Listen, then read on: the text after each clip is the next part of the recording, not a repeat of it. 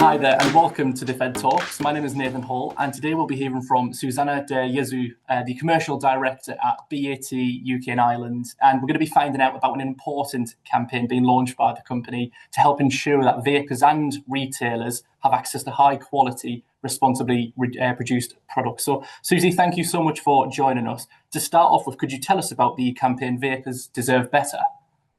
Hi, Nathan. Thanks.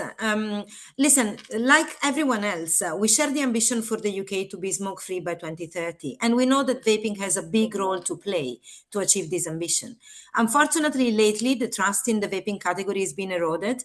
There's sadly irresponsible behavior in the market, like targeting underage, adding banned ingredients, ignoring basic quality and product stewardship, to the point that, according to ASH, over 50% of smokers already believe that vaping is as harmful or more harmful than cigarette. That's why we launched the Vapers Deserve Better campaign, which represents our effort to address the critical challenges that the vaping industry is going through and to advocate for better regulation, to make sure that vapers and retailers have access to safe and reliable products that they can trust. Only this way we can stamp out irresponsible practices and ultimately help achieve the smoke-free UK.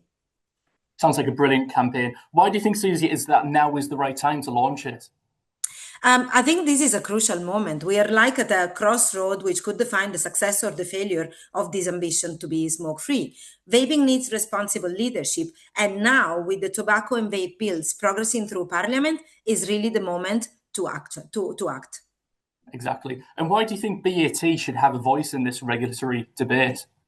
Well, to be honest, I would say, why not? We are one of the largest vaping manufacturers based in the UK, and we fully support the government ambition to be smoke-free. So we think it's only natural that we should be included in this debate, which can ultimately have a positive impact, not only on the industry, but to the whole chain involved. The progress in the UK on the smoke-free journey is amazing. In the last 14 years, the smoking rate have already dropped from 20% to 11.9%. However, there are still millions of smokers, so there's still a lot of work to be done. At BAT, we understand the importance of ensuring that vapes do not fall into the wrong hands and that product goes through very stringent quality standards. We know where our vapes are designed and what's in them, and we think the same rigorous standard must apply across the whole industry. Fantastic. Thanks, Susie. And I'd also love to know, what policies do you think the UK government needs to implement as part of the Tobacco and Vapes Bill? Yeah, when we talk about policies and regulation, I think what we need is the right balance between promoting tobacco harm reduction, but also diminishing the risk of unintended consequences. The UK government has taken a step in the right direction, banning disposables. However, enforcement is key if the ban to be effective. Specifically now what we're asking for is mandatory pre-market testing. At the moment, there is no legal requirement in the UK for something like that. And we know that this is one of the measures that actually would increase the adult consumer trust in the category. Secondly, the rollout of a licensing scheme. This was announced a year ago, but still no timeline for implementation. And then last but not least, harsher penalties for those who think the rules do not apply to them, which of course goes hand in hand with increased resources to UK border force and trading standards to enforce vaping laws. And just to be clear, without these measures, I don't think that the UK is in serious danger of worsening the smoke-free progress that it has made so far, and at the same time letting vapers down and damaging the whole chain involved.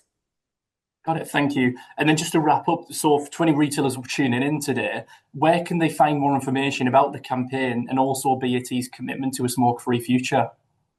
Yeah, we've created the Vapers Deserve Better microsite for this campaign for everyone to access all campaign information. But the campaign is only one of the elements that supports our vision for a smokeless world. So if you want to find out more about this journey and all the evidences and the progress so far in the tobacco harm reduction, you can also visit asmokelessworld.com, which will provide more details. That's brilliant. Thanks so much for sharing all of that, Susie, and for joining us today. And to everyone that's tuned in, thank you so much for watching.